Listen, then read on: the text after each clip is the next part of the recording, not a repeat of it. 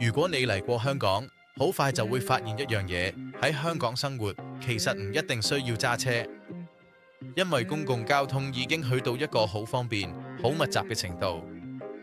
第一個原因係香港地方細，人口多。如果人人都揸私家車，路面根本承受唔到，塞車會成為常態。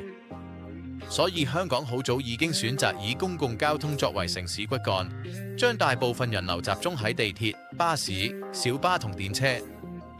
第二個原因係香港公共交通大多數以商業模式營運，地鐵同巴士公司需要靠服務吸引乘客，所以班次一定要密，路線要清楚，準時度要高。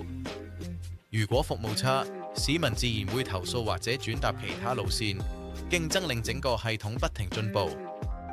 第三個原因係市民生活習慣已經同公共交通完全融合，返工返學、出街食飯、去商場，第一反應通常都係搭地鐵或者搭巴士，而唔係揸車。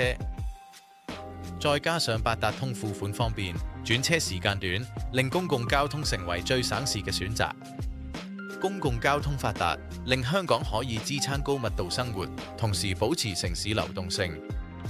雖然繁忙時間會好逼，但整體嚟講，公共交通係香港能夠正常運作嘅關鍵。你喺香港最常用嘅交通工具係邊樣？留言分享你嘅日常出行方式。